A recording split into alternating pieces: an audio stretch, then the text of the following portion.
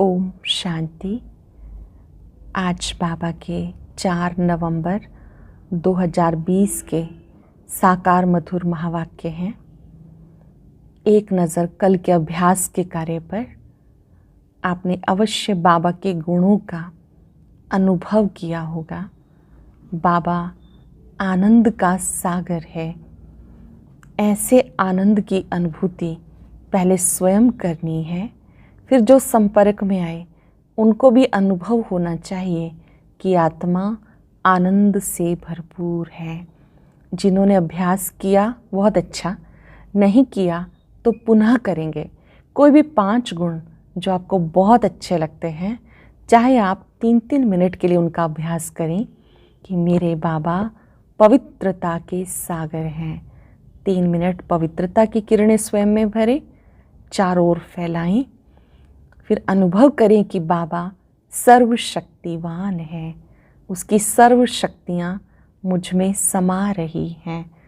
अन्य जो भी संपर्क में आए उनको भी संकल्पों से शक्ति का दान देना। मेरे बाबा सुख के सागर हैं। सुख की अनुभूति करना। मेरे बाबा सर्व शक्तियों के, गुणों के, सर्व प्राप्तियों के सागर हैं। इस अनुभव में खो जाना। आप सभी बाबा को पूरी दिनचर्या में साथ रखें। ऐसा अनुभव हर एक को करना है।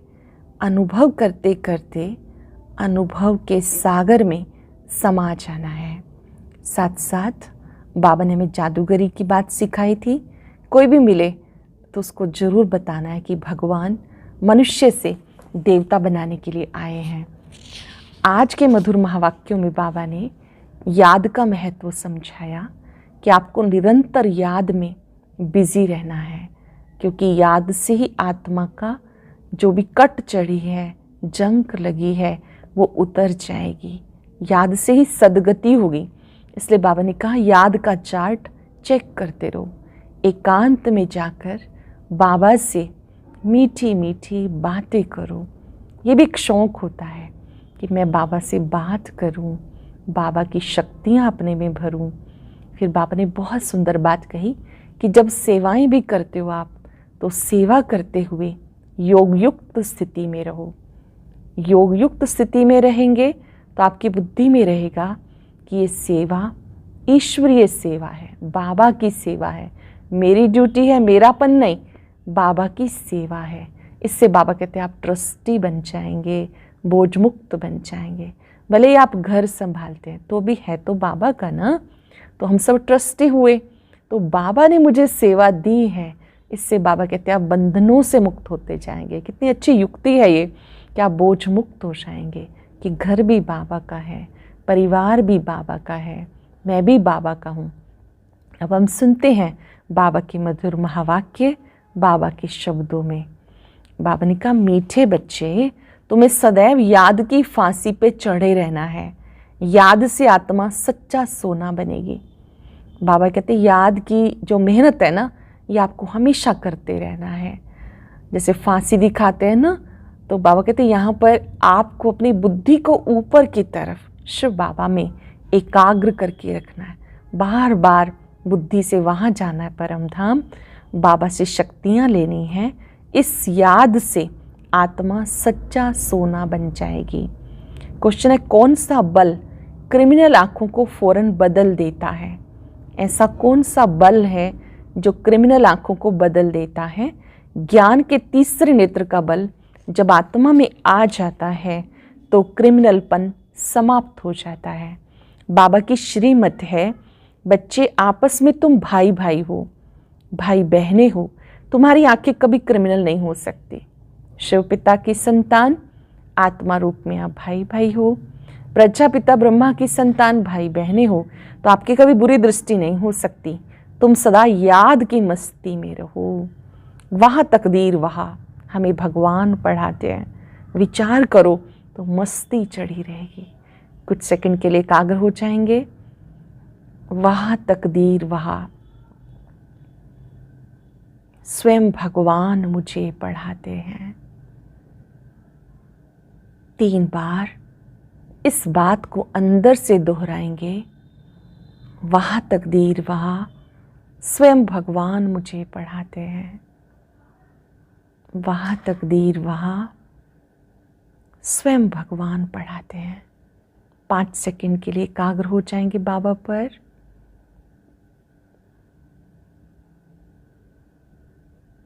पढ़ाने वाले का थैंक्स करेंगे। बाबा ने कहा, जब आप बच्चे इस मस्ती में रहो, भगवान मुझे पढ़ाते तो बहुत नशा रहेगा। ओम शांति। मीठे मीठे रूहानी बच्चों प्रति रूहानी बाप समझा रहे हैं। बच्चे जानते रूहानी बाप जो भी आत्मा ही है वो परफेक्ट है, उसमें कोई जंक नहीं लगा हुआ। शिव बाबा कहेंगे मेरे में जंक है क्या? बिल्कुल भी नहीं। शिव बाबा सुप्रीम सोल है, उस सोल के ऊपर तो कोई जंक नहीं है। इस दादा में तो पूरी जंक थी, मतलब आत्मा जो थी वो मैली थी। इनमें बाबा ने प्रवेश किया तो मदद मिलती है। शिव बाबा ने ब्रह्मा तन में प्रवेश किया, उनके मस्तक में बैठकर ज्ञान दिया। तो बाबा कहते इस तन में जो आत्मा है वो तो मैली थी, शिव बाबा ने आकर शुद्धिकरण किया। मूल बात है 5 विकारों के कारण आत्मा पर कट चढ़ने से इम्प्योर हो गई। तो जितना जितना बाबा को याद करेंगे उतना ही कट उतरती जाएगी। बाबा को याद करने से क्या होगा? हम आत्माओं पे जो मैल चढ़ी है 5 विकारों की वो उतर जाएगी। भक्ति मार्ग की कथाएं तो जन्म जन्मांतर सुनते आए, ये तो बात ही निराली है। तुम्हें ज्ञान सागर से ज्ञान मिल रहा है, तुम्हारी बुद्धि में एम ऑब्जेक्ट है, और कोई भी सत्संग आदि में एम ऑब्जेक्ट नहीं है। ध्यान से समझेंगे इस बात को। यहाँ हमारा एक उद्देश्य है कि रोज मुरली क्यों सुननी है, योग क्यों लगाना है, भोजन शुद्ध क्यों करना है, क्योंकि हम अपने लक्ष्य प्राप्ति के लिए पुरुषार्थ कर रहे हैं। हमारा लक्ष्य है श्री लक्ष्मी श्री नारायण जैसा बनना, क्योंकि जैसा एम होता है, लक्ष्य होता है, तो लक्षण भी जरूरी होते हैं। तो यहाँ पर हम देवता बन रहे हैं तो देवताई गुण भी होने जरूरी हैं। ईश्वर को सर्वव्यापी कहकर ग्लानि करते हैं ड्रामा प्लान अनुसार। मनुष्य ये भी नहीं समझते कि ड्रामा है, इसमें क्रिएटर डायरेक्टर ड्रामा के वश है।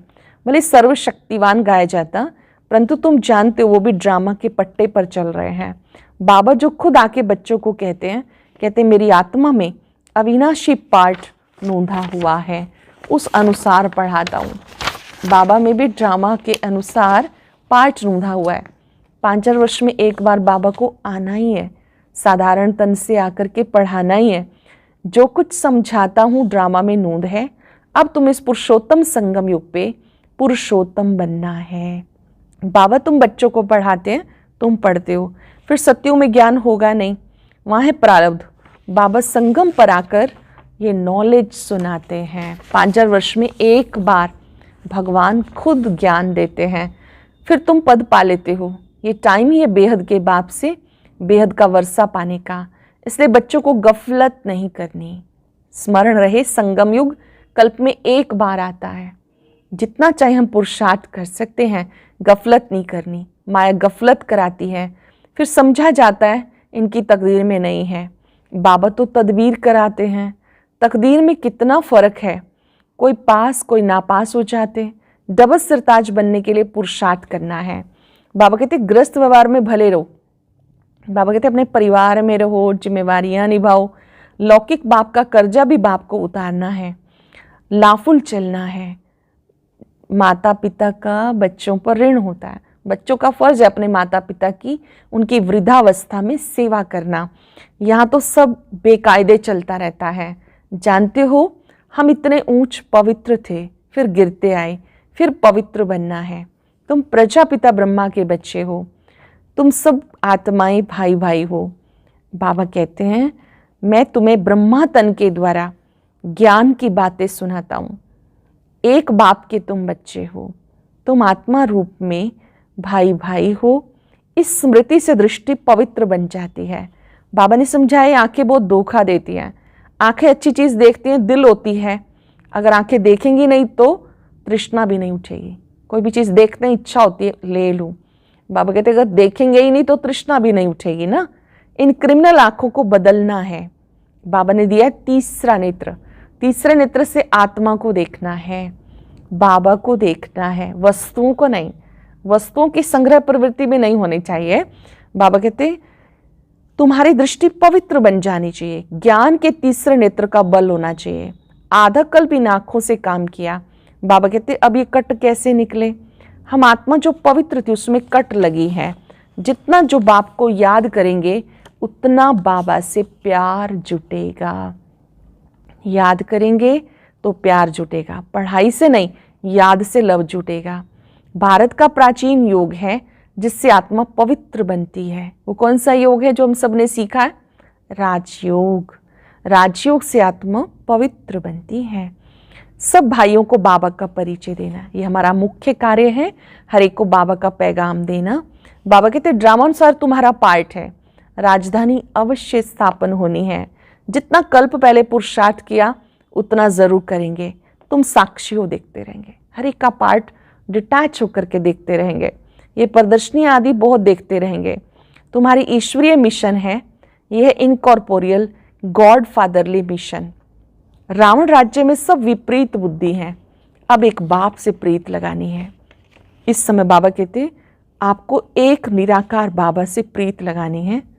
तुम्हारा अंजाम है, वायदा है, मेरा तो एक, दूसरा ना कोई। क्या वायदा है? याद है ना वायदे का फायदा? बाबा ने बैलेंस सिखाया कि रोज जो वायदा करते उसको पूरा निभाओ। मेरा तो एक बाबा, दूसरा ना कोई। नष्टो मुहा बनना है, बहुत मेहनत है। ये जैसे फांसी पे चढ़ना है। बाबा को याद करना माना फांसी पे चढ़ना। बाबा कभी कभी बच्चों की मेहनत को फील करता है तो बाबा ये शब्द यूज़ करता है। वैसे कभी बाबा कहते हैं ये तो मीठी फांसी है, ये फांसी पर लटक जाते हैं। तो यहाँ भी बाबा कहते हैं आपको अपनी बुद्धि को बस एक बाबा पे एकाग्र करना है।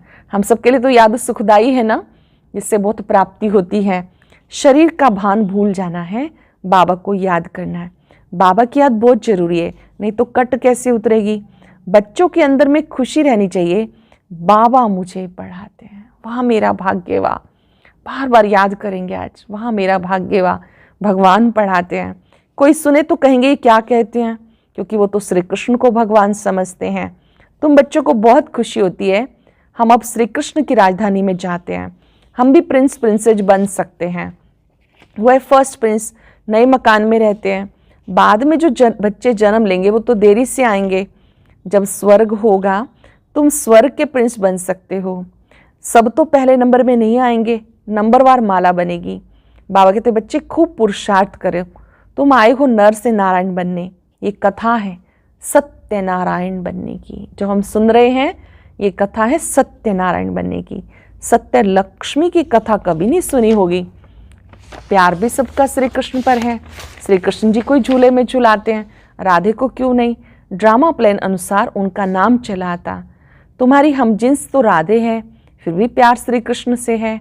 उसका ड्रामा में पार्ट भी ऐसा है। बच्चे हमेशा प्यारे होते हैं। बाप बच्चों को देख कितना खुश होते हैं। बच्चा आएगा तो बहुत खुशी होगी, बच्ची आएगी तो गुटखा खाते रहेंगे। नहीं, कहीं पर भी आजकल भी बहुत स्थानों पे ऐसा होता है कि बेटा होगा तो बहुत खुशियाँ मनाएंगे, बेटी होगी तो मायूस हो जाएंगे, कई तो मार भी देते हैं। रावण के राज्य में कैरेक्टर्स का कितना फर्क हो जाता है। गाते भी हैं सर्वगुण संपन्न 16 कला संपूर्ण, हम निर्गुण हैं। अब बाबा कहते फिर से गुणवान बनो।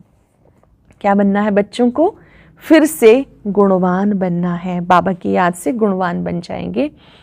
अब समझते हो हम अनेक बार विश्व के मालिक बने, फिर बनना है। बच्चों को बहुत खुशी होनी चाहिए, भगवान मुझे पढ़ाते हैं। पुनः याद करा रहे हैं बाबा, याद करो भगवान मुझे पढ़ाते हैं। यही बैठ चिंतन करो, भगवान मुझे पढ़ाते हैं, वाह तकदीर वाह। ऐसे विचार करके मस्ताना बन जाना चाहिए। एक ही विचार को जब आप बार बार दोहराएंगे, उसका स्वरूप बन जाएंगे, तो अपने आप मस्ती चढ़ेगी खुशी की। वाह तकदीर वाह, बेहद का बाप मिला। हम बाबा को याद करते हैं, पवित्रता धारण करनी है, हम ये बनते हैं, दैवी गुण धारण करते हैं। लक्ष्य सामने होना चाहिए कि हम ऐसा बनते हैं। ये भी मन मनाभव है। मन मनाभव केवल शिव बाबा के गुणों का ही चिंतन नहीं, लक्ष्य की स्मृति भी बाबा कहते मन मनाभव है। बाबा हमें ये बनाते हैं, ये तो प्रैक्टिकल अनुभव की बात है। बाप मीठे मीठे बच्चों को राय देते, चार्ट लिखो, एकांत में बैठ के अपने साथ बातें करो। ये बैज तो छाती से लगा दूँ, ये बैज तो बाबा कहते जरूर होना चाहिए। समर्पित आत्माओं के लिए इस तरह का बैज है, जो गॉडली स्टूडेंट है उनके लिए ज्योति बिंदु बाबा वाला बैज है। बाबा कहते बैज जिन्हें प्राप्त हुआ है उनको तो लगा के रखना चाहिए, और जिन्हें नहीं मिला उनको पुरुषार्थ करना चाहिए। आजकल तो सामान्य थोड़ी थोड़ी स्थितियाँ होती जा रही हैं। हम सेंटर पे संपर्क करें, रेगुलर बने।